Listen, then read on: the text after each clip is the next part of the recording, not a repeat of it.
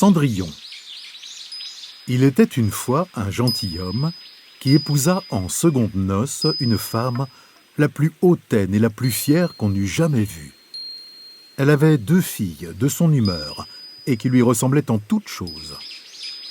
Le mari avait de son côté une jeune fille, mais d'une douceur et d'une bonté sans exemple.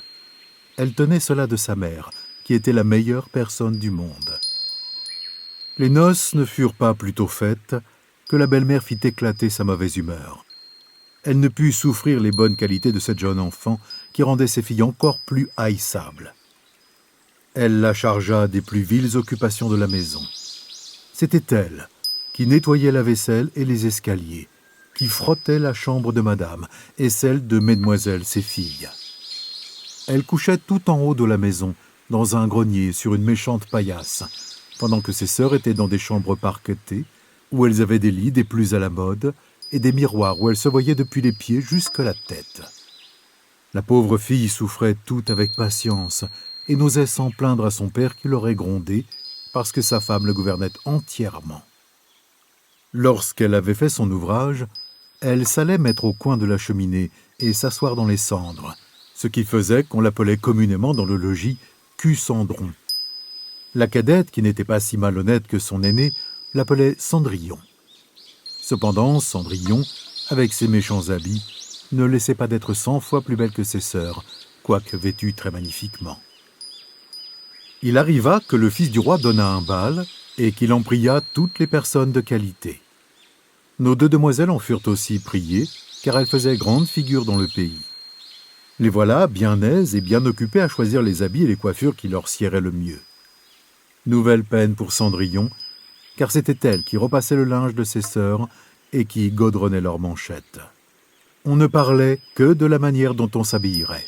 « Moi, dit l'aîné, je mettrai mon habit de velours rouge et ma garniture d'Angleterre. »« Moi, dit la cadette, je n'aurai que ma jupe ordinaire, mais en récompense, je mettrai mon manteau à fleurs d'or et ma barrière de diamants, qui n'est pas des plus indifférentes. » On envoya quérir la bonne coiffeuse pour dresser les cornettes à 2 rangs et on fit acheter des mouches de la bonne faiseuse. Elles appelèrent Cendrillon pour lui demander son avis, car elle avait le goût bon. Cendrillon les conseilla le mieux du monde et s'offrit même à les coiffer, ce qu'elles voulurent bien.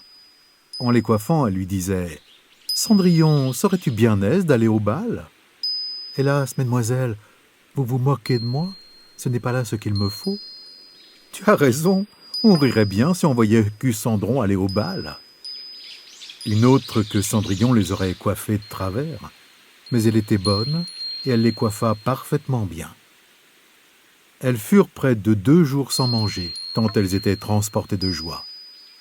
On rompit plus de 12 lacets à force de les serrer pour leur rendre la taille plus menue, et elles étaient toujours devant leur miroir. Enfin, l'heureux jour arriva. On partit, et Cendrillon les suivit des yeux le plus longtemps qu'elle put. Lorsqu'elle ne les vit plus, elle se mit à pleurer.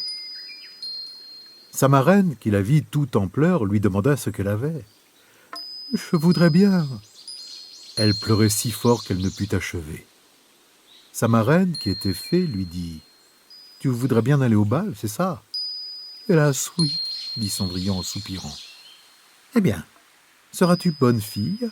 dit sa marraine. « Je t'y ferai aller. » Elle l'amena dans sa chambre et lui dit « Va dans le jardin et apporte-moi une citrouille. » Cendrillon alla aussitôt cueillir la plus belle qu'elle put trouver et la porta à sa marraine, ne pouvant deviner comment cette citrouille la pourrait faire aller au bal. Sa marraine la creusa et, n'ayant laissé que l'écorce, la frappa de sa baguette et la citrouille fut aussitôt changée en beau carrosse tout doré. Ensuite, elle alla regarder dans sa souricière où elle trouva 6 souris toutes en vie. Elle dit à Cendrillon de lever un peu la trappe de la souricière et à chaque souris qui sortait, elle lui donnait un coup de sa baguette et la souris était aussitôt changée en un beau cheval, ce qui fit un bel attelage de 6 chevaux d'un beau gris de souris pommelé. Comme elle était en peine de quoi elle ferait un cocher, « Je vais voir, dit Cendrillon, s'il n'y a point quelques rats dans la ratière, nous en ferons un cocher. »« Tu as raison, dit sa marraine. Va voir. » Cendrillon lui apporta la ratière où il y avait 3 gros rats. La fée en prit un entre les 3, à cause de sa maîtresse Barbe, et l'ayant touché, il fut changé en un gros cocher qui avait une des plus belles moustaches qu'on ait jamais vues. Ensuite, elle dit « Va dans le jardin, tu y trouveras 6 lézards derrière l'arrosoir. Apporte-les-moi. » Elle ne les eut pas plus tôt apportés que la marraine les changea en 6 laquais, qui montèrent aussitôt derrière le carrosse avec leurs habits chamarrés et qui s'y tenaient attachés comme s'ils n'eussent fait autre chose toute leur vie. La fée dit alors à Cendrillon « Eh bien, voilà de quoi aller au bal.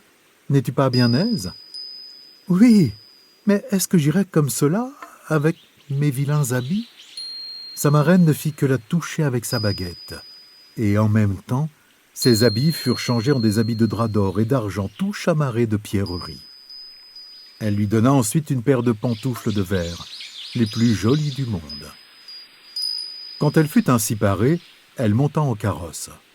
Mais sa marraine lui recommanda sur toute chose de ne pas passer minuit, l'avertissant que si elle demeurait au bal un moment davantage, son carrosse redeviendrait citrouille, ses chevaux des souris, ses laquais des lézards, et que ses vieux habits reprendraient leur première forme. Elle promit à sa marraine qu'elle ne manquerait pas de sortir du bal avant minuit. Elle partit, ne se sentant pas de joie.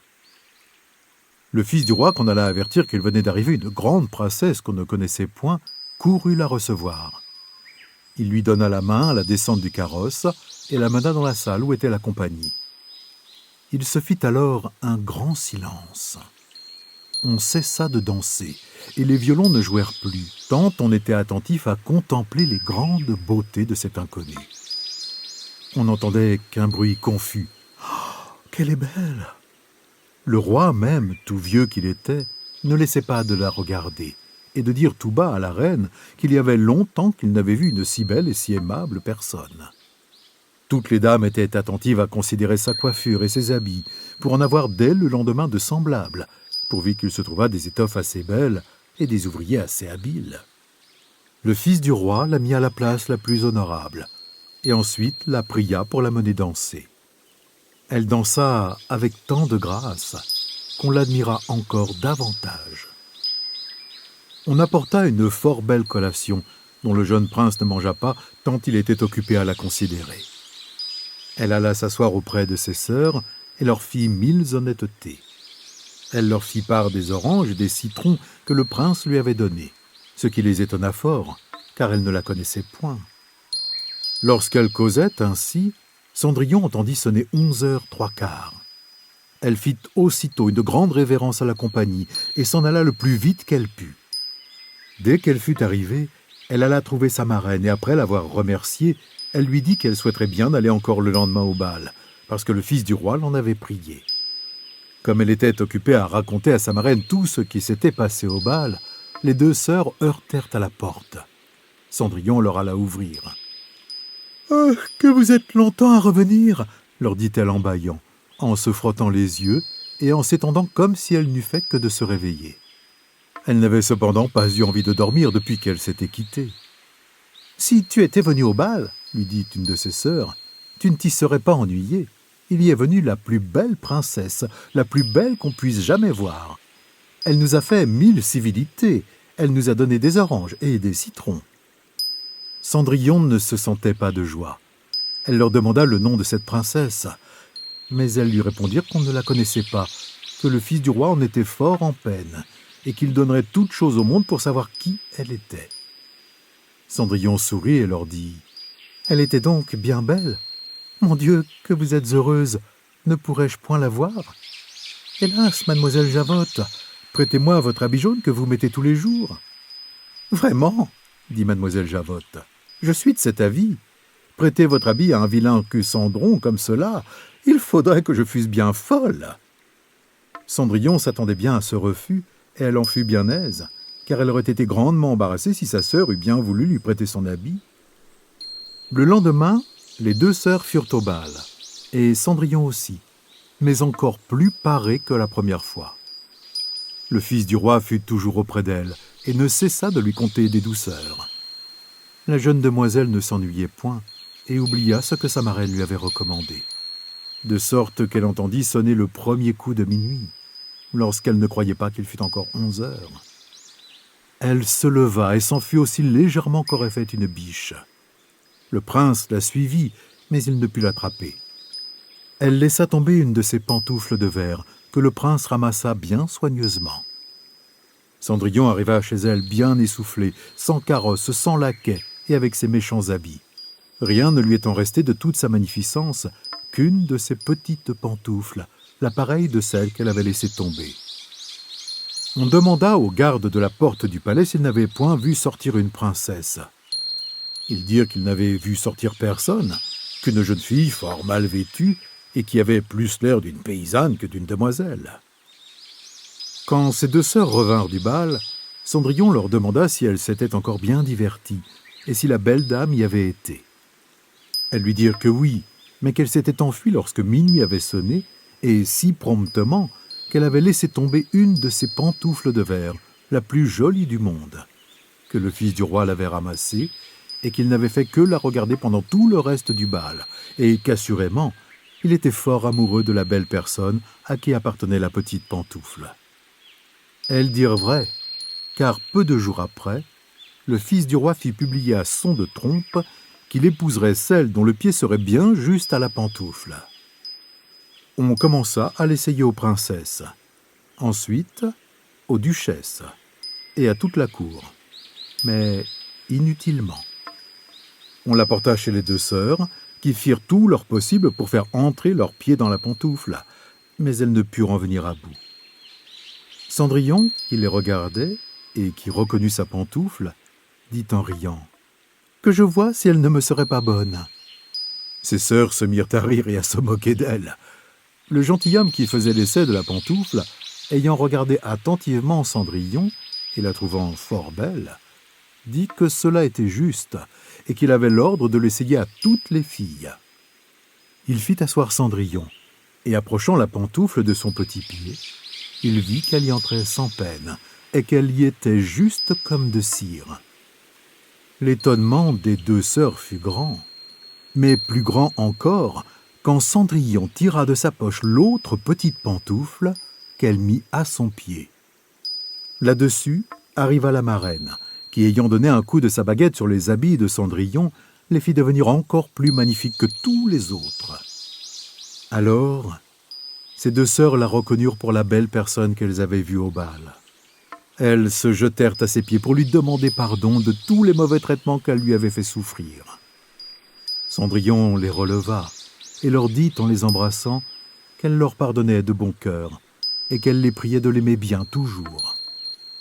On l'amena chez le jeune prince, pareil comme elle était. Il la trouva encore plus belle que jamais, et peu de jours après, il l'épousa. Cendrillon, qui était aussi bonne que belle, fit loger ses deux sœurs au palais, et les maria dès le jour même à deux grands seigneurs de la cour.